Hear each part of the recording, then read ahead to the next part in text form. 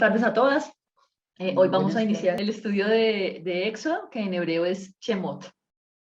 Entonces, para iniciar, yo quisiera que la que quiera me cuente cómo le ha hablado Dios esta semana, qué de lo que vimos el sábado pasado le sonó o le parece que ha sido importante para su vida. Pues yo siempre creo que Dios nos habla de formas distintas y pues yo siempre recuerdo una que pues me marca mucho pues mi vida de cierta forma, porque cuando yo iba a entrar a la universidad yo estaba muy ansioso y yo siempre pedía a Dios como Dios, pero muéstrame algo, como, o sea, con quién voy a llegar, con quién voy a estar o a quién voy a conocer, ¿sí? Y en esos tiempos yo pues obviamente estaba muy ansioso porque era una nueva etapa. Entonces pedí mucho por eso y el día antes de que yo fuera a llegar a la universidad tuve un sueño y en ese sueño yo vi como a ciertas personas en particular y pues yo dije como wow, o sea como que yo le estaba pasando rico con ellos, estábamos charlando y pues yo decía qué chévere, o sea, qué ambiente tan bacano, yo quisiera estar con un grupo así.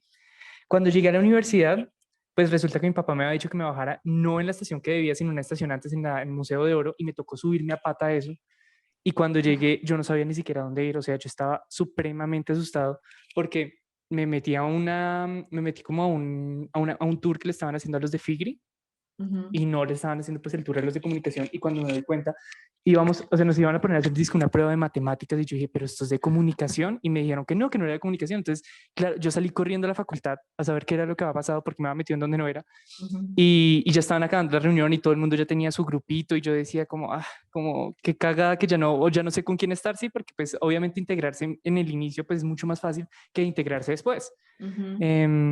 Y después una compañera con la que había presentado pruebas de inglés me saludó y, y bueno, o sea, como que me invitó como a su grupo y cuando me di cuenta, el grupo con el que yo había soñado era el grupo con el que estaba.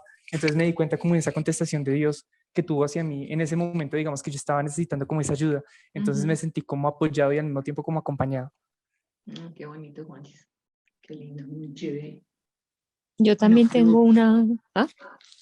¿Alguien iba a hablar? No, dale, Vivi, dale y después habla, dale.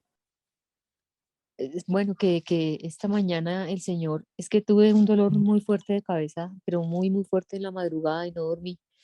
Y entonces cuando estaba ahí por la mañana, me escribió una amiga y me puso, amado, yo deseo que tú seas prosperado en todas las cosas y que tengas salud, así como prospera tu alma.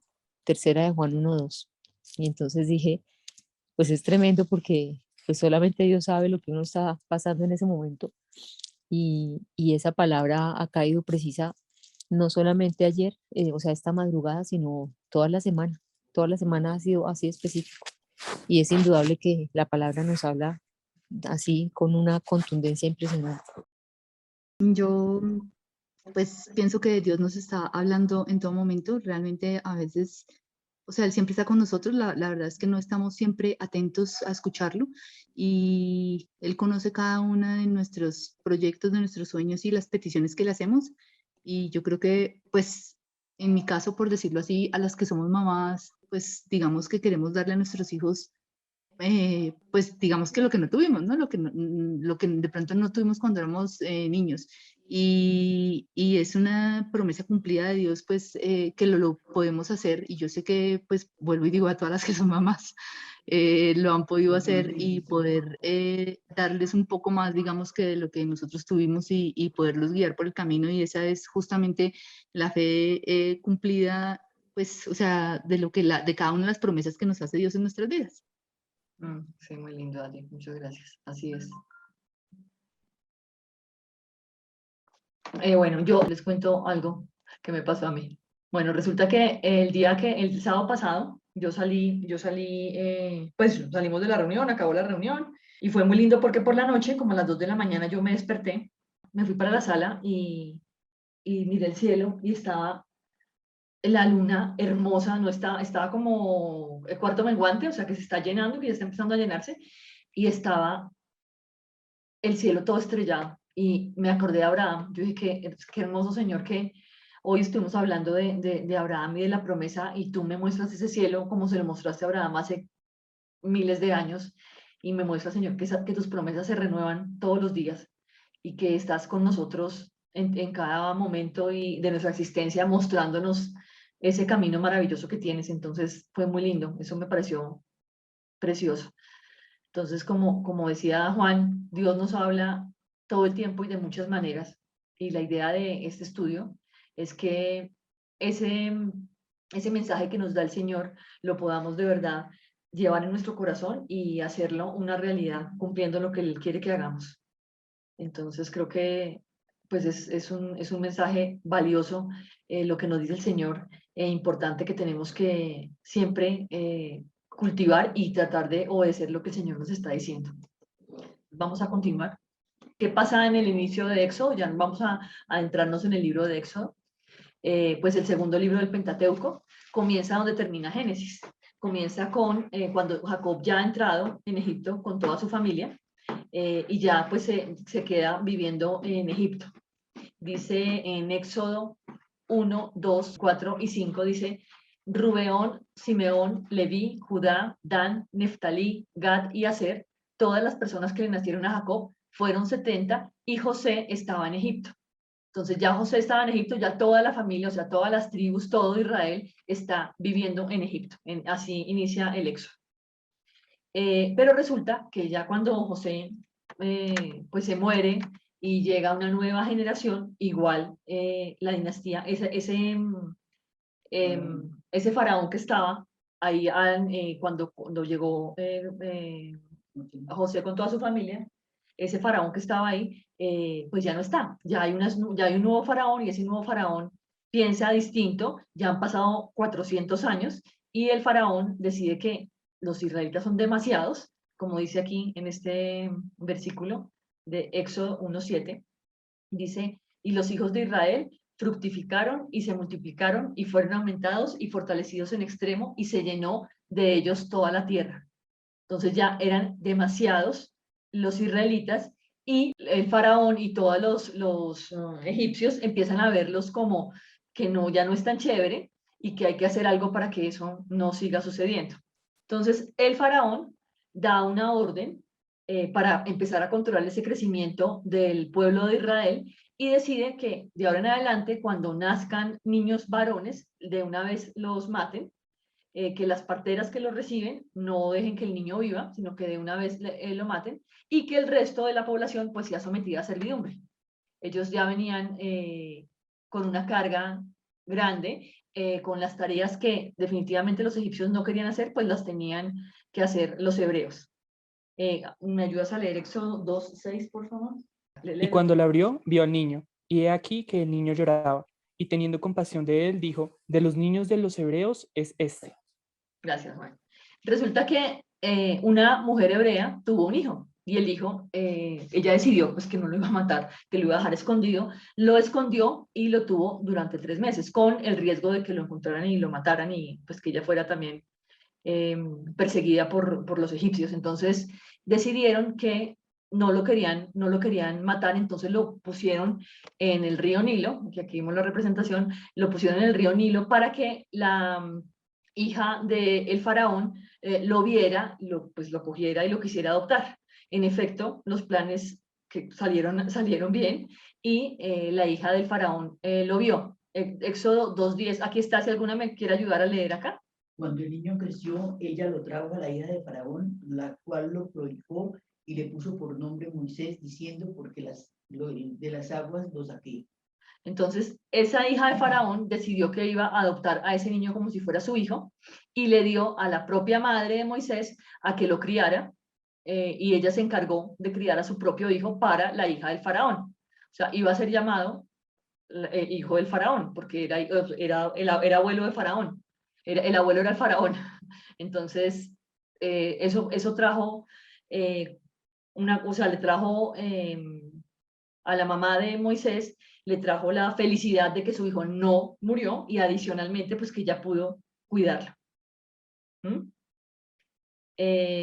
Cuando este muchacho que se llama Moisés crece, él nunca se identifica con ese pueblo de adopción, que es el pueblo egipcio, ¿cierto? Sino que se solidariza con el sufrimiento que están teniendo sus hermanos, que son los hebreos. Y un día, cuando él sale se da cuenta que uno de esos egipcios está maltratando a un hebreo y decide matar a ese egipcio, sin darse cuenta que lo estaban viendo, que uno de los hebreos lo había visto. Lo que sucede es que esa solución violenta que él decide tomar al matar a ese egipcio no funciona porque uno de sus hermanos hebreos lo ve y se lo echa en cara al siguiente día, por lo que él se asusta y se da cuenta que el faraón se va a enterar de que eso sucedió y pues seguramente lo va a resultar buscando para matar. Entonces entra ahí en una encrucijada. Éxodo 2, 11, 12, que está aquí arriba, ¿me puede ayudar alguna a leer, por favor? En aquellos días sucedió que crecido ya Moisés salió a sus hermanos y los vio en sus duras tareas y observó a un egipcio que golpeaba a uno de los hebreos, sus hermanos. Entonces miró a todas partes y viendo que no parecía nadie, mató al egipcio y lo escondió en la arena.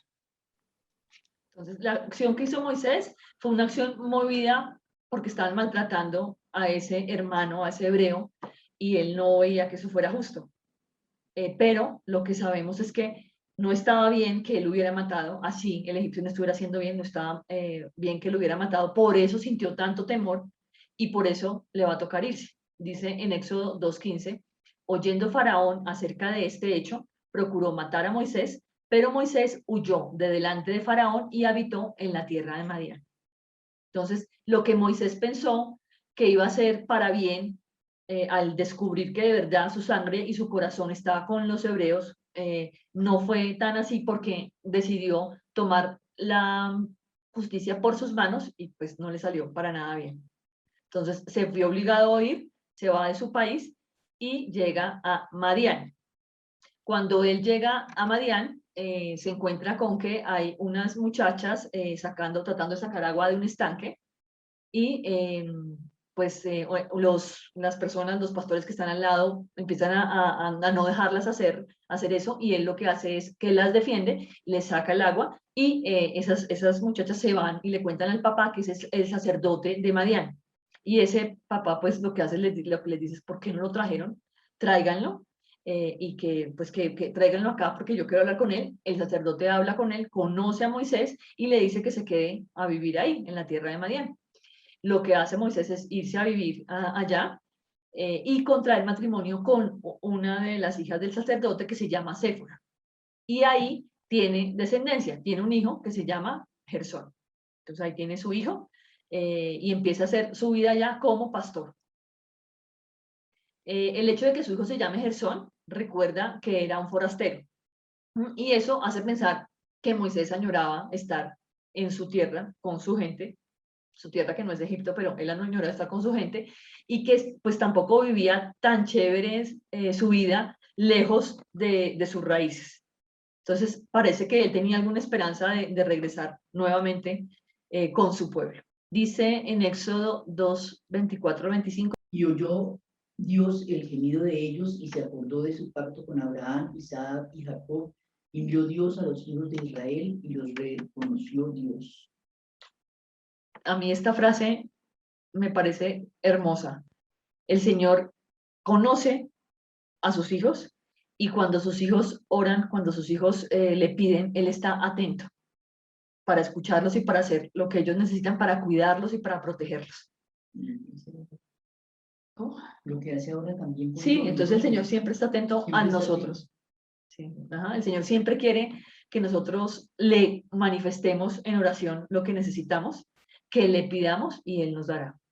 Entonces, lo que está haciendo el pueblo de Israel al verse sometido a ese pueblo que no es su tierra y donde ellos están como extranjeros es decirle al Señor, de verdad, no estamos bien, entonces están acabando con nosotros, ayúdanos y ven por nosotros. Y el Señor, como es perfecto, lo que hace a continuación, pues va a mostrar que ya Moisés ya ha tenido un tiempo de preparación, seguramente ese tiempo que vivió con su suegro y que vivió en Madián con su hijo y con Séfora, le permitió madurar espiritualmente y pasa una cosa hermosa y es que en Éxodo 3 se le aparece una zarza que no se quema y a Moisés le genera pues como extrañeza que qué pasará con esta zarza que está aquí y no se quema. ¿Qué pasa? Voy a acercarme a mirarla. Dice en Éxodo 3:3, Entonces Moisés dijo, iré yo ahora y veré esta grande visión, porque causa la zarza no se quema. O sea, a él le pareció, sí, le pareció una cosa rarísima, ¿cómo así que esta zarza no se está quemando? ¿Qué es lo que está pasando? Yo voy a ir a mirar, ¿sí? Y él decide acercarse a mirar o sea, el fenómeno es hermoso, el fenómeno de la zarza que se está quemando, pero adicionalmente ahí está representado el Señor y se da cuenta, el Señor le habla a Moisés y él se da cuenta pues, que eso es una manifestación de él y que el Señor le está mostrando, perdón, que el Señor le está mostrando que él está ahí, que su presencia va a ir con él. Entonces, en Éxodo 3:8 le dice, y he descendido para librarlos de mano de los egipcios y sacarlos de aquella tierra a una tierra buena y ancha, a tierra que fluye leche y miel, a los lugares del cananeo, del eteo, del amorreo, del fereceo, del heveo y del jebuseo. O sea, de una vez el Señor le manifiesta, Jehová le manifiesta a Moisés lo que va a hacer y a cuántos pueblos va a sacar de su tierra para que allá more su pueblo amado, que es el pueblo de Israel. Listo. Entonces, el Señor está siempre con nosotros, nos acompaña. Cuando nosotros oramos, el Señor está atento, su oído está atento para escuchar lo que necesitamos. Y Él se vale de cualquier persona, de personas que no son perfectas, de personas que no somos perfectas, o sea, ningún personaje en la Biblia es un personaje que uno pueda decir que es absolutamente perfecto o que es absolutamente bueno o que hace las cosas siempre correctamente.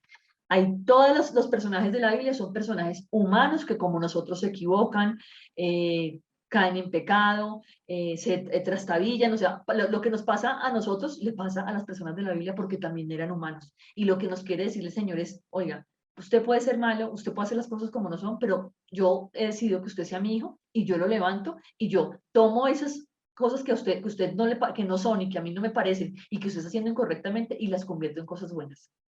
Entonces, cuando le dice a Moisés, pues Moisés tiene temor, le da miedo porque dice, ¿yo qué voy a hacer?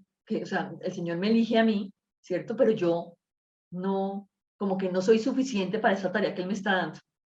Eso que le pasó a Moisés, creo que nos suele pasar a nosotras con mucha frecuencia. No sé si alguna haya tenido algo donde el Señor le pone una misión y como que uno se niega, pero el Señor dice lo tienes que hacer y al final lo logra sacar. Cuando yo trabajaba en una agencia de viajes y yo estaba, pues digamos que tranquila trabajando en esa agencia, pero pues la agencia se estaba viniendo como a pique por temas no financieros ni económicos, sino más por temas de manejo como tal. Y no quería salir de ahí porque pues tenía la experiencia ya y ya conocía y ya me movía bien y no es fácil, digamos, que tener un cambio de trabajo. Y se me presenta la oportunidad de presentarme a otra agencia, que la gerente de la agencia anterior fue la que me pidió que me presentara a la otra agencia porque mandó la base de datos, como sabía que no iba a quedar gerenciando esta agencia, entonces mandó la base de datos de todos los empleados a otra agencia.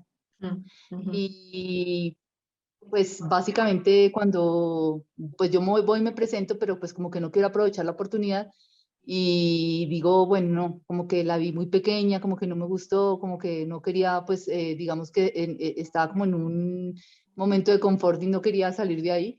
Y ya después no soy yo la que toma la decisión de que me voy o no, sino es la misma agencia en la que soy que me dice, bueno, listo, entonces yo le dije, pues digamos que, pues, que me han hecho un ofrecimiento y pues cierto, que era mayor a ese y me dijo, ah, bueno, váyase. Entonces, o sea, no me hicieron una contraoferta, sino que ya era que me tenía que quedar allá y no era lo que yo quisiera, era lo que Dios tenía preparado y destinado para mí. Sí, así es. Y a veces suele pegarnos muy duro porque uno dice, pero ¿por qué? Yo porque si es que estoy tan bien y estoy en mi zona de confort, ¿por qué tendría que ir a aguantar a pasar trabajo a otro lado que una empresa más pequeña? Así es. ¿Tú vas a decir algo? Sí, cuando yo salí de la clínica, la verdad, pues salí muy mal, a pesar de que me dieron de alta y todo, pero anímicamente, a pesar de que yo siempre he sido una persona muy positiva, yo me sentía como menoscabada, como que, mejor dicho, como que me sentía como muy debilucha. Y yo estaba hablando con Claudia y es como si me hubieran puesto, como si Dios me hubiera puesto, tú estás sana, Y esa sola palabra del Señor bastó para que mi actitud cambiara totalmente. Le dije, Claudia, yo estoy sana y tengo que vivir como sana. Y así lo hice y realmente yo pues veo los resultados, veo la mano de Dios sobre mi vida y le doy infinitas gracias porque la verdad que sí fue un vuelco muy grande. Y, y le doy gracias también a todas las personas que oraron por mí y que hicieron posible que el Señor hiciera el milagro en mí. De verdad que me siento muy feliz de haber reaccionado así como el Señor quería que yo reaccionara. Gracias, Ana. Lo que nos pasa a veces como humanos, que le pasó a Moisés, que vamos a ver más adelante otros personajes de la Biblia, es que sentimos que que no somos suficientes, que estamos por debajo de lo que espera Dios y pensamos que la misión que nos está poniendo el Señor es demasiado grande y no la vamos a poder llevar a cabo. Pero resulta que hay una noticia espectacular y es que el Señor nunca nos va a poner a hacer algo que nosotros no, para lo cual no nos haya capacitado previamente. Y yo aquí sí quiero decirles que para mí pues para mí esto de compartir el evangelito del Señor me lo puso y ha sido un reto y sigue siendo un reto cada día, pero yo siento que esa es mi tarea y como se los dije la sesión pasada, pues la tengo que hacer. Y seguramente no va a ser perfecta y voy a tener muchos errores, pero pienso que el Señor trabaja en cada uno y nos va mostrando y nosotros somos los llamados a obedecerle y que dejarnos tomar por Él y que Él sea el que hable por nosotros, que Él sea el que actúe por nosotros, que su Espíritu Santo nos llene y esa entereza que nos da para hacer las cosas de Él es muchísimo mayor a la que nosotros tenemos cuando vamos a hacer una cosa del mundo. Entonces, el Señor va quitando cosas, va aparejando las cargas, va decidiendo que en ese trabajo ya no debes estar, cambia de trabajo, ya no debes sentirte enferma, vas a sentirte sana, ya no tienes que tener, o sea, vas a tener un equipo de trabajo distinto, vas a tener unas personas con las que vas a trabajar que te van a hacer mejor, que te van a ayudar a crecer. Entonces, cada cosa, cada nueva oportunidad que nos da Dios en la vida es para seguir adelante y para, tomados de su mano, lograr lo que Él nos ha puesto. Y eso es lo más importante que pasa. Entonces, aquí lo que vemos es que, como le pasó a Moisés, como nos pasa a nosotros, Moisés no se sentía capaz de realizar esa misión que le estaba revelando el Señor. Entonces, él le trata de hacer ver a Dios, mire, ¿por qué me va a poner a mí? Yo soy tardo para hablar, yo no hablo bien, a mí no me van a creer, yo voy a llegar allá y me van a decir, pero ¿usted quién es? O sea, ¿cómo voy a ir yo, una persona tan insignificante, una persona que no sirve para nada, que además maté a un egipcio? O sea, ¿cómo voy a ir yo a hacer esa tarea, que es una tarea preciosa y perfecta que tú tienes, pero yo no soy capaz? Así le decimos siempre al Señor cuando nos pone tareas. A veces pues hay mucha gente que sí acepta las tareas, pero pues definitivamente hay gente que no. Entonces, así se sentía Moisés y Moisés dijo, no, yo no puedo, yo le voy a exponer a Dios que no soy capaz, que no lo voy a hacer y, pues ya, me mantengo en que no lo voy a hacer y ya. Y simplemente el Señor me va a decir, no, no lo haga. Pero resulta que ya el Señor tenía esa tarea para él, le había designado, le tenía una asignación y el Señor no se deja convencer. El Señor dijo, tú vas y vas a liberar al pueblo de Israel y esa era su tarea. Entonces, la invitación aquí es, no pongamos excusas. No nos sintamos incompetentes con cosas o no pensemos que no servimos para nada como lo solemos hacer. Simplemente, si el Señor está en control y Él nos conoce profundamente y sabe la tarea que tiene preparada, hagamos caso, obedezcamos y Él va a hacer que eso que nosotros estamos haciendo sea para que Él se glorifique y para que poderle dar la honra y la gloria a Él.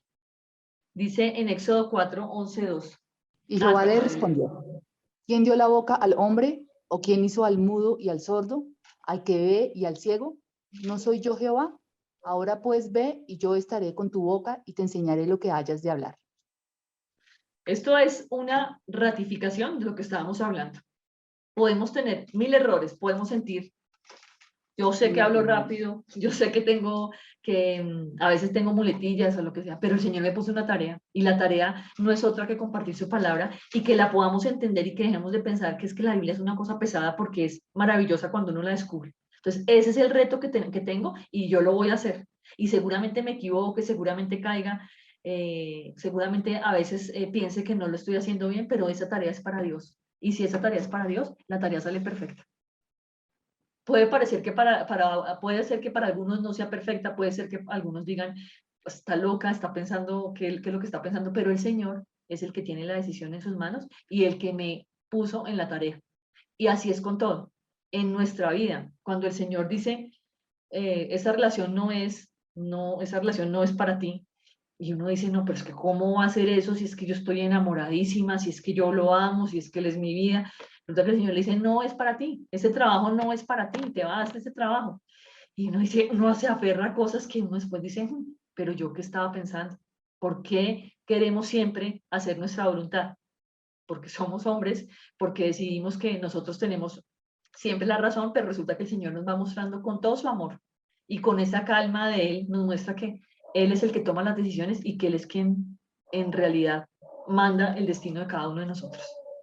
Entonces dice en Éxodo 4:14 una cosa bien dura y es, entonces Jehová se enojó contra Moisés y dijo, ¿no conozco yo a tu hermano Aarón, levita, y que él habla bien? Y he aquí que él saldrá a recibirte y al verte se alegrará en su corazón.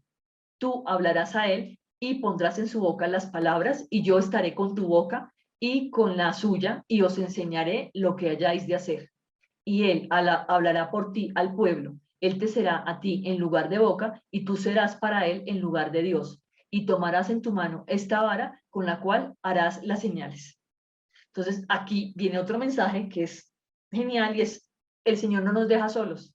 Cuando no somos lo suficientemente buenos para hacer una tarea o cuando no tenemos las suficientes competencias o habilidades para hacer una tarea, Él siempre nos va a poner a una persona con la que nos podamos apoyar para sacar esa tarea que Él nos dio. Esa es una herramienta que nos da Dios adicional, porque nos brinda unos dones que tenemos, pero nosotros como no somos perfectos, tenemos la posibilidad de que haya una persona o muchas que nos van a dar soporte en la tarea que Él nos manda hacer. Entonces, otra de las lecciones que deja este libro es que tenemos que tener absoluta confianza en el Señor, que si nos manda hacer la tarea, a pesar de nuestras debilidades, nos va a dar las herramientas y las personas que van a salir perfecto con esa tarea. El texto señala más adelante en Éxodo que no escucharon a Moisés porque el faraón cada vez estaba más molesto y no quería aceptar que el pueblo se fuera. Entonces decidió que les ponía más tarea, les hacía cumplir la tarea sin darles las herramientas, en ese caso la paja, no se las iba a dar, porque simplemente él era poderoso, más poderoso que Dios, pensaba el faraón, decía, yo soy el faraón, yo soy muy poderoso y no les voy a dar y tienen que cumplir con lo mismo. Entonces, ese yugo que tenían encima, los israelitas, se volvió demasiado pesado y a pesar de que ellos querían escuchar a Moisés, pues estaban tan abrumados con tanto trabajo y con esa dura servidumbre que ellos no podían hacer o sea, no podían hacerle caso a Moisés porque espiritualmente se sentían muy mal. Entonces, aquí pasa algo, que es el Señor en su inmensa misericordia, decide que listo, usted ha decidido que va a coger a mi pueblo y va a acabar con ellos y va a ponerles más trabajo, entonces ya les empieza a dar un ultimátum y les envía 10 plagas para que Faraón y el pueblo de Egipto se arrepientan y sientan que están hablando con Dios. Pero en este contexto, lo que hace Faraón es tratar de ponerse a nivel de Dios.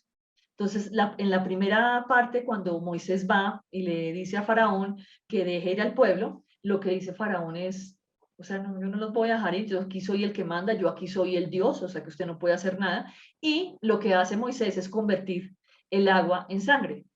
¿Qué hace el Faraón? Pone a sus hechiceros a que hagan lo mismo y los hechiceros hacen lo mismo. Entonces, el faraón se siente que él es el que tiene el poder porque lo que está haciendo Moisés lo puede imitar uno de sus hechiceros. Y el Señor, listo, deja y manda la siguiente plaga. La siguiente plaga son ranas. Aquí lo que hicimos fue un circulito donde pusimos las 10 plagas para que pues, nos acordemos cuáles son y para que tengamos claro que el Señor fue de la primera, que era convertir el agua en sangre, que lo pudieron hacer perfectamente los hechiceros de Egipto. Ya entonces después vinieron las ranas, después de las ranas vinieron los piojos, las moscas, el ganado empezó a morir, le salieron úlceras a las personas, vino el granizo, vinieron las langostas, las tinieblas, y al final, para que el pueblo pudiera salir, pues en este transcurso de esas 10 plagas, de que lleguen esas 10 plagas, se ve el orgullo de ese faraón que no quería ceder a dejarlos ir, porque era demostrar que él no era Dios, era demostrar que él era un hombre y que tenía que ceñirse a un reto que le estaban poniendo, que no era lo que él quería. Entonces, este costo para Egipto en su tierra, en su gente, fue muy grande, pero era más grande el orgullo de ese personaje que no quería dejarlos ir. Entonces, era un hombre egoísta que pensaba que en su politeísmo estaba el poder y que él tenía el derecho a hacer sufrir a su pueblo, a hacer sufrir a sus animales, acabar con la tierra y acabar con los árboles, porque él así lo había decidido. Esto es un ejemplo de lo que pasa a veces cuando personas están en el poder. Cuando hay una persona que está en el poder y siente que con eso tiene la posibilidad de subyugar a otros, de arrasar, de acabar con familias, o de esa persona lo que hace es toma ese poder y se siente Dios, y como se siente Dios, no quiere que de ahí la muevan. Y le ha pasado a muchos políticos en muchas partes del mundo. Suele suceder, creo que eso le debió pasar a Hitler, que se sintió Dios y pensó que podía acabar con los judíos, porque pues eran una raza, que no una raza menor, una raza inferior. Entonces, a veces no solamente esos personajes de la historia que marcaron la historia con cosas feas como Hitler hacen que eso suceda. A veces los personajes, o sea, el personaje del día a día, una persona que nombran un día que no tenía un cargo, pero que la eligen un día de senador y decide que es que, no, pues como yo soy senador, entonces yo no voy a ir a trabajar, yo me quedo en mi casa, yo tengo mi camioneta de escoltas, yo tengo mi teléfono celular, abuso de esas cosas, y eso es lo que suele suceder con los humanos. Aquí hay un mensaje clarísimo, y es, hay un solo Dios, y ese Dios es el que marca nuestro futuro, lo que marca nuestro destino, y el que hace que las cosas nos pasen, el que permite que nosotros, cuando le elevemos una oración, el que nos escuche y nos permite que esa oración que nosotros elevamos se cumpla. Entonces, el reto aquí es, tengamos lo que tengamos, así no tengamos nada, siempre tenemos que saber que estamos con el poderoso, y el poderoso es el que manda. Que no tengan que venir las 10 plagas sobre nosotros, sobre nuestra familia o sobre nuestras cosas, para que nos demos cuenta que tenemos que hacer eso que el Señor mandó. Porque a veces nos negamos, cerramos nuestra mente y decimos, nosotros tenemos el control. Y el control nunca lo vamos a tener nosotros. Y actualmente hay muchas filosofías que dicen, si tú, o sea, tú eres bueno, tú eres perfecto, tú tienes que saber que tú eres buenísimo, tú puedes hacer todo lo que te propones. Claro, si el Señor lo permite. Yo no estoy por encima de Dios. Siempre Dios está por encima mío. Esta es una demostración con las plagas de Egipto que nos está dando el Señor de que el que manda es Él. Entonces se celebró la Pascua. Moisés convocó a todos los ancianos de Israel y les explicó que tenían que tomar un cordero que es sin mancha, que tenían que sacrificarlo, y que con la sangre del cordero debían mojar los dinteles de los postes de las puertas, para que el ángel de Jehová, que iba a pasar matando a todos los primogénitos, no matara a los hijos de los hebreos. Lamentablemente iba a tener el faraón que vivir la muerte de su hijo para poder dejar ir a ese pueblo del cual había tenido la instrucción y no había querido obedecer. Entonces, no, que no nos pase a nosotros. Lo más hermoso de todo es que siempre el Señor los acompañaba. En Éxodo 13, 21, 22. Dice, y Jehová iba delante de ellos de día en una columna de nube para guiarlos por el camino, y de noche en una columna de fuego para alumbrarles, a fin de que anduviesen de día y de noche. Nunca se apagó de delante del pueblo la columna de nube de día, ni de noche la columna de fuego. Entonces, una vez que el faraón, gracias Vivi, una vez que el faraón dejó libres a los israelitas, se arrepintió y se fue detrás de los israelitas, pues para capturarlos y para que volvieran otra vez a estar en esclavitud con él. Resulta que el Señor nunca desamparó a su pueblo, y todos conocemos la historia del cuando se abre el mar, lo hermoso aquí es que el Señor de día y de noche los cuidó, que a pesar de que el faraón movilizó a todas sus fuerzas militares y los salió persiguiendo, y que el pueblo de Egipto se asustó, porque ellos veían la columna de fuego, veían que el Señor estaba con ellos, pero sin embargo sentían temor, que eso no suele pasar. Todos sabemos que Dios está con nosotros y sin embargo sentimos temor, sentimos miedo. ¿Por qué pasa? Porque somos humanos, porque estamos en esta tierra y porque sentimos que cualquier cosa nos puede pasar sin acordarnos siempre que el Señor está ahí arriba cuidándonos, de noche y de día, en cada instante de nuestra existencia nos cuida. Entonces dice acá que el Señor les dice, o sea, ustedes vieron, o sea, lo que el Señor ha hecho con ellos es una cosa que no le pasó después a ningún pueblo. Moisés abre el Mar Rojo para que ellos pasen en seco, que creo que eso bueno, pasó después otra vez con ellos mismos, pero eso no pasaba nunca. Los egipcios vieron con sus ojos que que Jehová los estaba salvando, que Jehová iba con ellos. Y el Señor ya tenía claro todo lo que estaba pasando, él ya lo tenía claro. En Éxodo 14:4 dice, y yo endureceré el corazón de Faraón para que lo siga, y seré glorificado en Faraón y en todo su ejército, y sabrán los egipcios que yo soy Jehová, y ellos lo hicieron así. Y en Éxodo 14:13 dice, y Moisés dijo al pueblo, no temas, estad firmes y ved la salvación que Jehová hará hoy con vosotros, porque los egipcios que hoy habéis visto, nunca más para siempre los veréis. Entonces Moisés extendió su mano sobre el mar, y cuando amanecía, el mar se volvió en toda su fuerza, y los egipcios al huir se encontraban con el mar, y Jehová derribó a los egipcios en medio del mar. Y eso que estaba pasando en ese instante lo estaba viendo el pueblo de Israel. O sea, estaban viendo que el Señor los había salvado literalmente de las aguas del mar, que los había salvado del pueblo de Egipto, y que lo único que tenían que hacer ellos era creer. Y el Señor le empieza a dar las leyes a Moisés.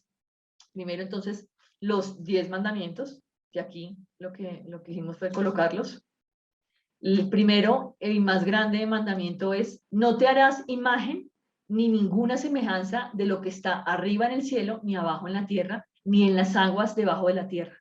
No te inclinarás a ellas, ni las honrarás, porque yo soy Jehová tu Dios, fuerte, celoso, que visitó la maldad de los padres sobre los hijos hasta la tercera y cuarta generación de los que me aborrecen, y hago misericordia a millares, a los que me aman y guardan mis mandamientos.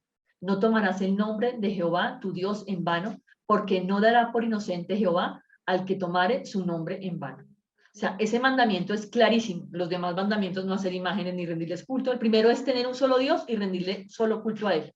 El segundo es no hacer imágenes ni rendirles culto. El tercero es no tomar el nombre de Dios en vano. El cuarto es día de descanso semanal. El quinto es honrar al padre y a la madre. Sexto, no matar. Séptimo, no cometer adulterio. Octavo, no hurtar. Noveno, no levantar falso testimonio. Y décimo, no codiciar ningún bien del prójimo.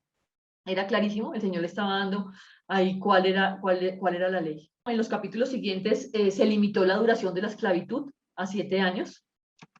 El Señor les va diciendo que se limita la esclavitud a 7 años, que debían ser seguidos por una indemnización del antiguo dueño, ¿cierto? Además incluyeron normas que castigaban los atentados contra la libertad, contra la vida, contra la integridad de las personas. Se estableció la obligación de restituir en daños y hurtos. Se incluyeron una serie de leyes humanitarias que iban desde la prohibición a oprimir a extranjeros, de prestar con interés, hasta normas de carácter ecológico en esos capítulos. En los capítulos 24 al 31 señalan 3 fiestas religiosas judías anuales que se debían celebrar por parte de los israelitas, y la manera en que tenían que fabricarse diversos objetos de culto como el arca, la mesa de los panes de la proposición, el candelabro, el tabernáculo, el altar de bronce y otras más. Después de esto, resulta que pasa algo, que Moisés sube al monte y los israelitas se quedan solos con Aarón, y como Moisés se tarda en llegar, los israelitas deciden que Moisés pues seguramente algo le pasó. Él se fue a recoger la ley de Dios y no ha regresado, algo debió pasar con él. Entonces, ¿por qué no? Pues hagamos un becerro de oro para adorarlo. Ellos habían visto que los egipcios tenían un dios que se llamaba Apis, que era un buey. Entonces, pues, ¿por qué no adoremos a nuestro Dios? Ese es nuestro Dios, ¿por qué no lo adoramos? A pesar de haber recibido ya la instrucción de que no debían hacer imágenes y que no debían adorarlas, ellos decidieron que tenían que adorar, porque pues Moisés se murió y tenemos que adorar a Jehová, entonces hagamos este becerro de oro. Hicieron un becerro de oro para adorarlo, y esa acción significa la primera fractura de importancia entre Israel y Dios. Que Dios quien deseaba suscribir ese pacto con ellos, pero pues ellos consideraban que, pues qué chévere adorar ese becerro. Y eso generó, pues que obviamente el Señor se molestara, que el Señor decidiera que, pues ese pueblo que, y el que defendió a su pueblo, a Israel, fue Moisés, porque el Señor quería destruirlos. Y Moisés le dijo, ¿cómo los vamos a destruir? ¿Cómo los vas a destruir? ¿Qué van a decir los egipcios? ¿Qué van a decir los pueblos? Si tú los destruyes, si son tu pueblo, entonces van a decir, no, el Señor destruyó porque ellos no eran suficientes. Entonces ese día tuvieron que destruir entre ellos, o sea, las personas que de verdad decidieron creer y se arrepintieron, tuvieron que destruir a los demás, y ahí hubo también una matanza porque no hacían lo que el Señor quería. En los capítulos 33 al 34 se narra cómo ese pacto de Dios entre Dios e Israel, no obstante, fue roto por los israelitas y no cumplieron, pero el Señor es misericordioso, es justo, y si las personas se arrepienten, es un Dios de nuevas oportunidades. Decidió que al pueblo que lo obedecía y el pueblo que aceptaba lo que él quería, pues con ese pueblo iba a hacer ese nuevo pacto. Y ese pacto, y renovó su pacto con el pueblo de Israel, y les garantizó que su presencia iría con ellos y que les daría descanso. Los capítulos a continuación de este, que son del 35 al 40, ya describen la construcción de ese tabernáculo con todos sus aditamentos, el tabernáculo para el Señor.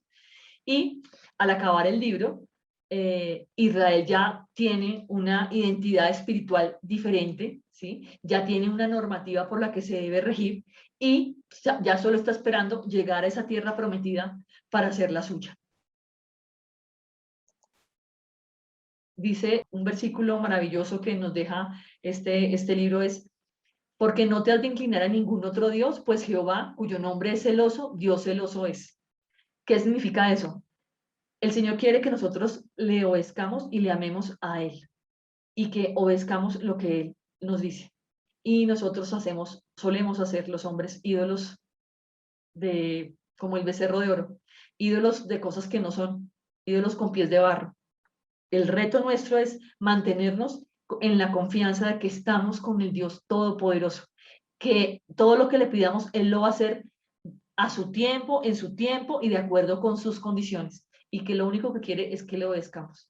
Entonces, este libro es adentrarse en encontrar que no somos tan malos como creemos, que tenemos un montón de defectos, pero a pesar de esas cosas que nosotros tenemos que no son tan buenas, el Señor está ahí, y el Señor es el que nos levanta y el que nos ayuda a cumplir ese sueño y a llegar a recibir esa tierra prometida. Este es Éxodo.